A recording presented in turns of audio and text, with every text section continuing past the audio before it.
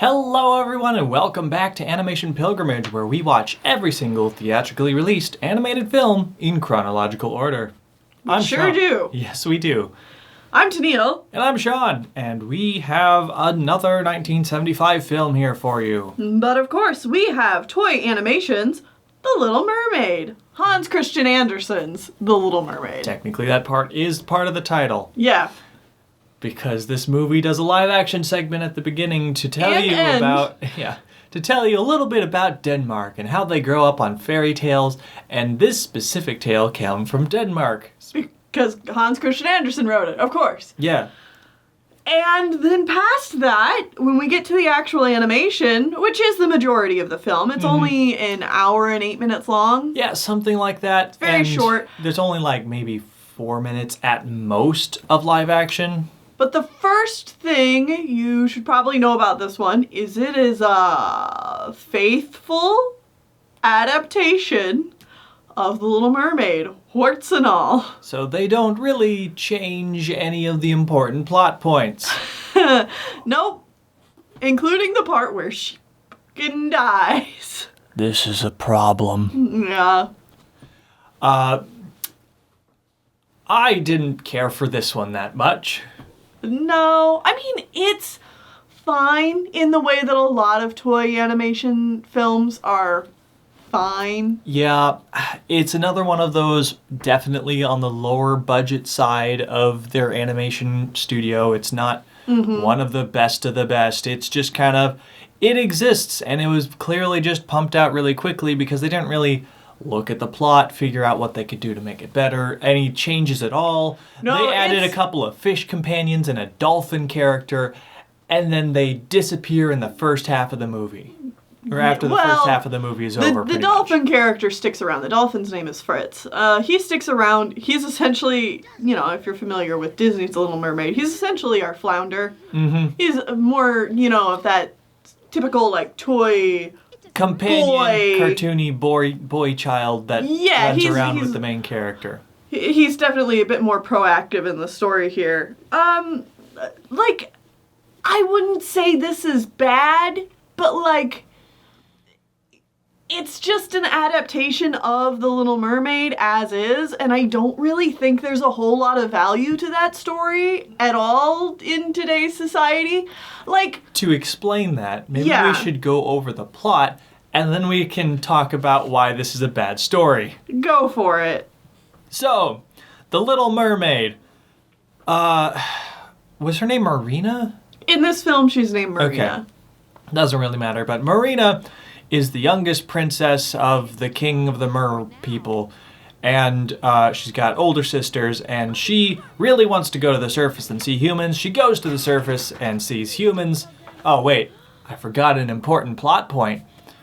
She goes to a sea wreck where there's a statue of a beautiful human prince, and she thinks he's gorgeous. Yeah. And then she goes to the surface, and the evil sea witch destroys human vessels to grab dead people and eat them or something, I think was her explanation. I don't know. Yeah. But she likes causing storms and kills people. It happens on the second ship, is the actual prince of Denmark or whatever. Yeah.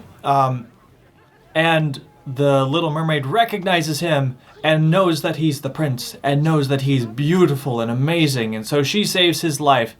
There were other characters on this ship. They're dead. They're dead now. Yep. They're never mentioned again. Yep. There's this one, servant guy that's got an egregiously large nose. Holy crap. With such an exaggerated character design, you'd think he'd be a character in the movie. He has one line and then he dies. Yep. There's also a dog on this ship. That dog's dead. Yep. It's looks like they're setting up the cast, and nope, they're all dead. Never see them again. Yeah. So she saves the prince, washes up on shore, and then there's a local convent or there's a church. A church with a bunch of young girls in it. Yeah. And one of the girls happens to look a lot like the Little Mermaid, so when she runs away because humans are coming and she's panicking, this young girl with raven hair shows up, and the prince is instantly smitten because he thinks that she saves him. Or Saved something. him by shaking him awake. Yeah. It's like, Okay, dude. cool. Good job. You're out in the middle of the ocean, like, whatever. So the Little Mermaid goes back down, sings a song about how she's deeply in love with this guy, and she has a beautiful singing voice to establish that. Right before we go to the horrifying forest of thorns with the giant squid and evil like spike tentacle crab things on top of some sort of mollusk that tries to eat the Little Mermaid, and there's bones and skeletons everywhere and blood, and it's like, what the hell? Yeah, this got dark fast. Anyways, she does get past all those trials and tribulations, talks to the sea witch, who is like 1,200 feet tall or something. She's huge. Giant woman. Giant woman. And the sea witch is like, sure, I'll grant this to you, but you can never, ever, ever, ever, ever, ever, ever, ever, ever, ever come back to the sea, talk to anybody you know, or talk, period, because I'm taking your voice. Right. This doesn't do anything other than inhibit her abilities to talk to the prince, which is important. Also, if the princess, or if the prince falls in love and marries someone else, she'll die. Dawn of the next day, she will die immediately and turn Her into... heart will burst. And she'll turn into bubbles. Yeah. You know, sea foam. Okay. It's supposed to be sea It's foam. supposed to be sea foam. For some reason in this film, she turns into actual bubbles. Sorry, you're skipping ahead, but yes. Yeah. Anyway. Anyways, she washes up on shore, takes the potion, gets her legs, has no flippers or anything. This time, Flounder does not stick around and help. Fritz just straight up leaves. Yeah. And then she just runs around One and thing has that- dumb shenanigans, gets lost in the woods. There's a cat that tries to kill her. Yeah. The prince fights off a pack of ugly wolves. The one thing they do change, thankfully, from the original story is that apparently her transforming into a human is like one of the most painful experiences you can go through. Cool. In the original source material. And also that she, because she cannot speak, she instead dances for the prince.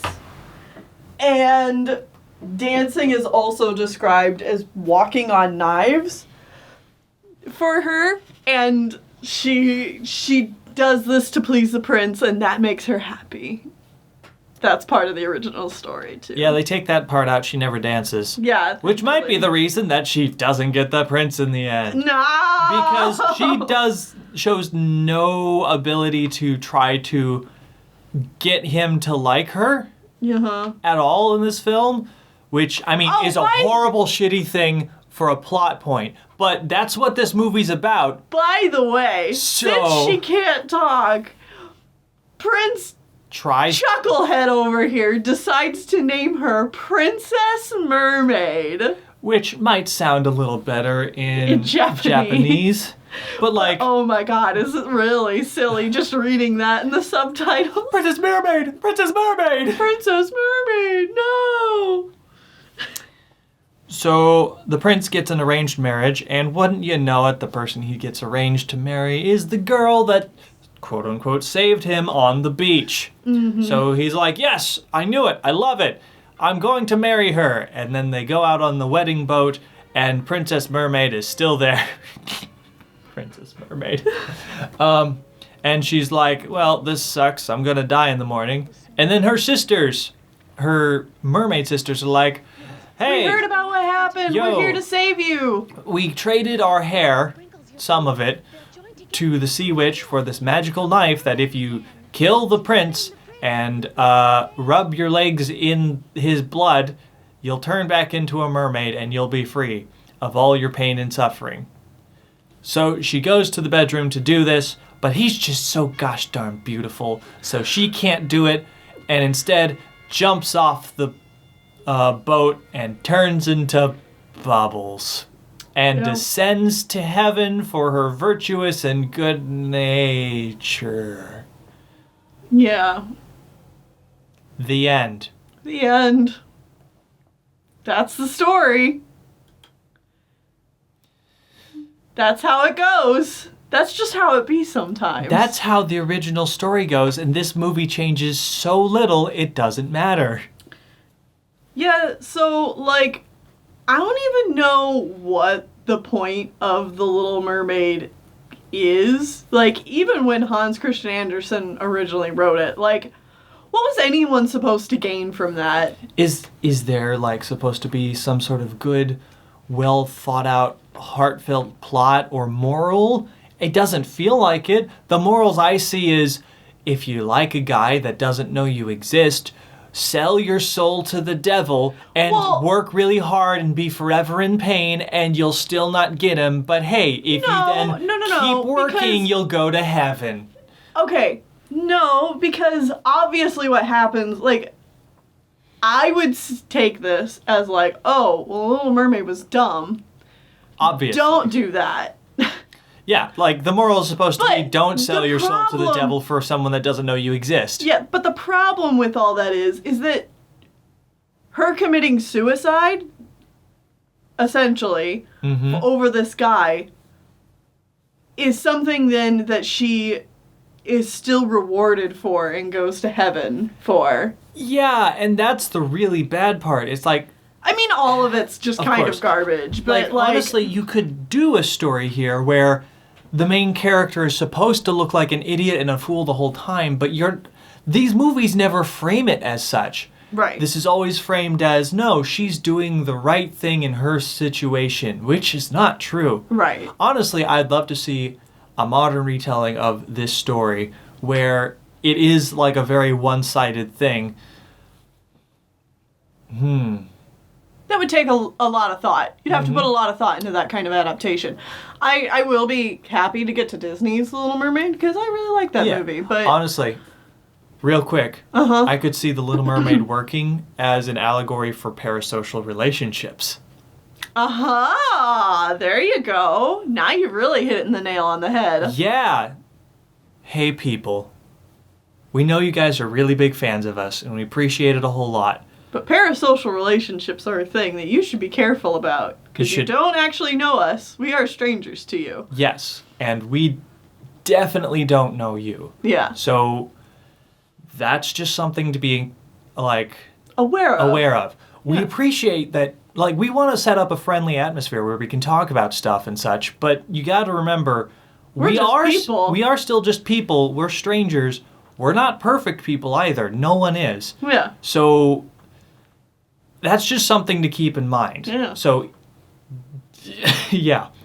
Anyways, getting back to this movie. Talking about this actually brings another film we recently watched to mind. Okay. And I'm going to have the same thing to say about this that I had to say about this film, is Filmation's Oliver Twist.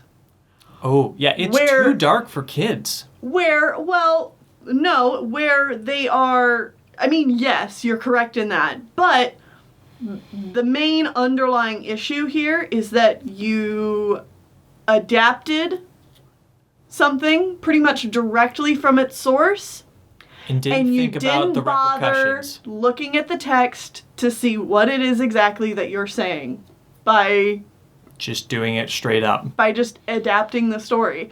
You know, just because, a really influential person has written a story like Hans Christian Andersen or Charles Dickens with Oliver Twist.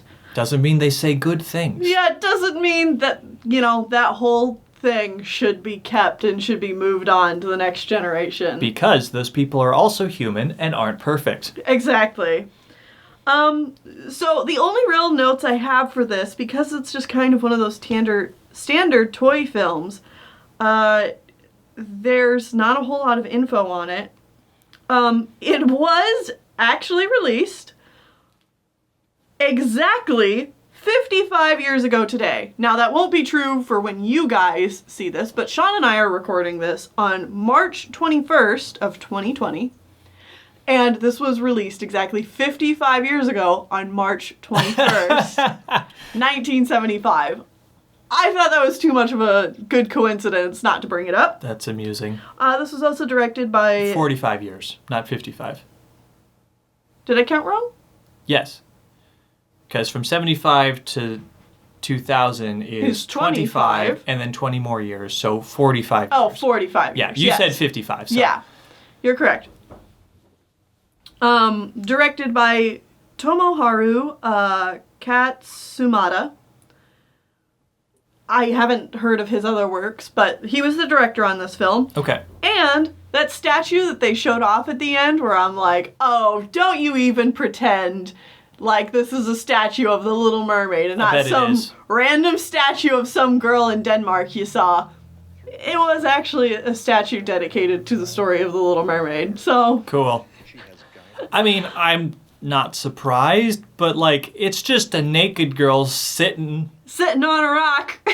So it's not like it's anything special. Right. Okay. Cool. Anyway. Yeah, overall, skip it, I'd say. Yeah. I mean, if you want to see a faithful adaptation of The Little Mermaid, here you go. But also, like... it's not a good story to begin with. Do you really want to see a faithful adaptation of The Little Mermaid? Like, really, ask yourself. Alright. I think that'll be it. Well, next up, we're back in America, and we have a movie called Tubby the Tubba. The Tubba? Oh, maybe Tuba. Probably Tuba. I bet we just spelled it wrong on our list. All right, Tubby. Good job, us. Tubby the Tuba. See, we're human, we make mistakes. Yeah. So, see you guys next time for that film. Bye-bye.